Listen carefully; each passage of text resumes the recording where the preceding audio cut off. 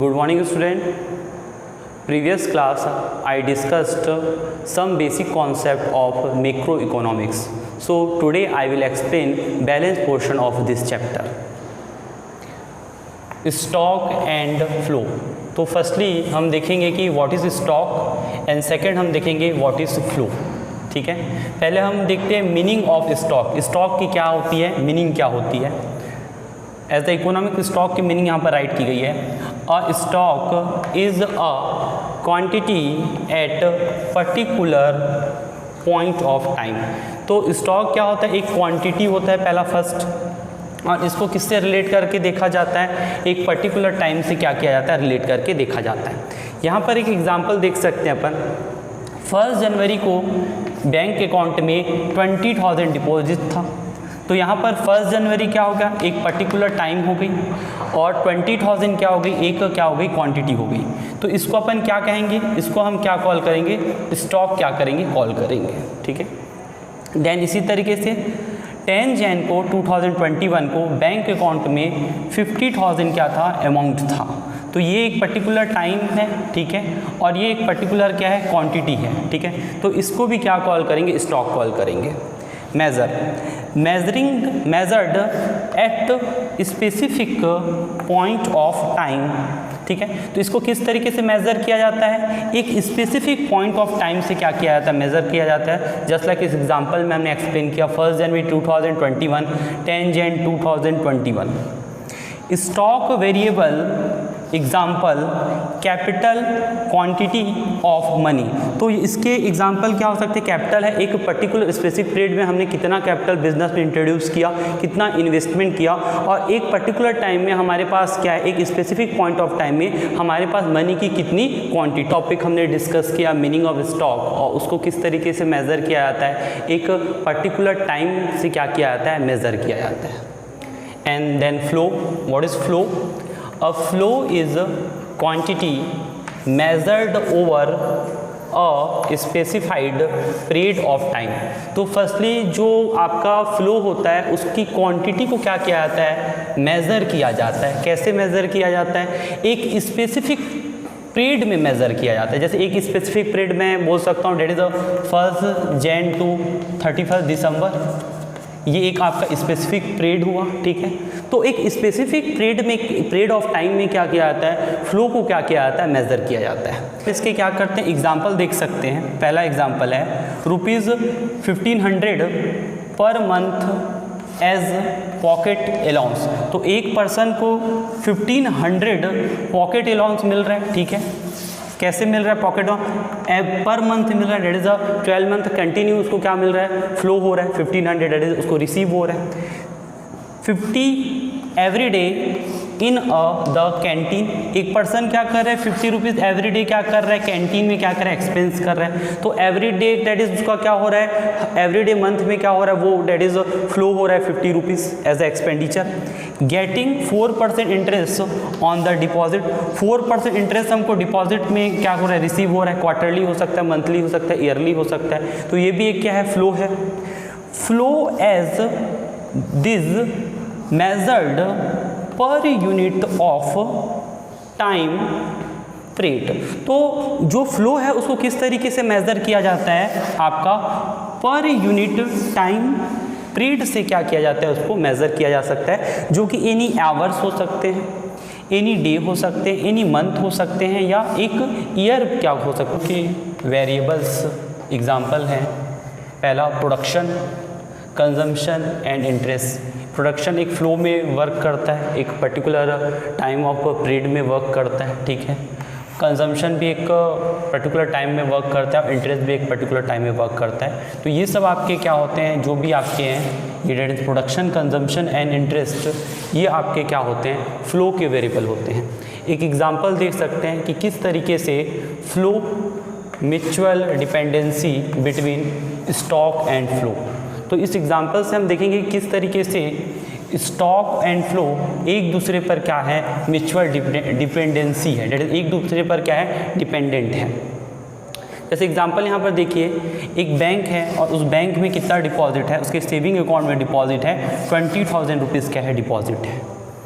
वो पर्सन क्या करता है, एवरी क्या करता है, मंथ में क्या करता है, 2000 अपने बैंक में डिपॉजिट करता है। और विड्रॉ कितना करता है, पर मंथ विड्रॉ करता है 1000 विड्रॉ करता है। ठीक है, तो यहाँ पर देखिए ये एक स्पेसिफिक पीरियड टाइम है, डेट इज अपन यहाँ पर जैसे एग्जांपल के लिए 1 जैन ले लेते हैं, तो 1 जैन के उसके अकाउंट के बैलेंस कितना शो है 20000। तो एक स्पेसिफिक टाइम पीरियड है, ठीक है, इसको अपन क्या कहेंगे, स्टॉक कहेंगे। एक पॉइंट पे हम इसको क्या करते हैं, डिसाइड करते हैं कि ये हमारे पास तो डेट इज 20000 का क्या है, स्टॉक है, डेट इज ये स्टॉक है। और ये देखिए ये पूरा कंटिन्यू क्या हो रहा है, ईयर में क्या हो रहा है, रन हो रहा है, डेट इज एवरी मंथ क्या कर रहा है, 2000 डिपॉजिट कर रहे हैं, एवरी मंथ 1000 क्या कर रहा है, विड्रॉ कर रहा है। तो ये कंटिन्यू एक पर्टिकुलर पीरियड में क्या कर रहा है, रन कर रहा है। ठीक है, तो ऐसे कंडीशन में इसको अपन क्या कहेंगे, फ्लो कॉल करेंगे। डेट इज ये आपका क्या होगा, कॉन्सेप्ट ऑफ फ्लो। तो अगर फ्लो रहेगा तभी आपका क्या रहेगा, स्टॉक रहेगा। ठीक है, और जब स्टॉक रहेगा तभी आप क्या कर सकते हो, विड्रॉल कर सकते हो। तो इस तरीके से क्या होता है, जो स्टॉक और फ्लो है वो एक दूसरे पर क्या होते हैं, म्यूचुअली क्या होते हैं, डिपेंडेंस हो। फिर सेकंड सेक्टर है आपका producer sectors, all producing unit firm in the economy. इसमें सारे प्रोड्यूसिंग क्या आ जाते हैं, यूनिट आ जाते हैं जो किसी इकोनॉमिक्स में क्या करते हैं, लीव करते हैं। Firm hire and purchase factor of production, that is a land, labour, capital, entrepreneur, skill. ठीक है, तो फर्म क्या करता है, प्रोडक्शन के लिए क्या करता है, या तो हायर करता है या तो रेंट पे लेता है, या क्या करता है, परचेस करता है, या तो लैंड परचेस करता है, लेबर क्या करता है, हायर करता है, कैपिटल क्या करता है, इंटरेस्ट पे लेता है, और अपनी skill that is a owner या एंटरप्रेन्योर स्किल क्या करता है, यूज़ करता है।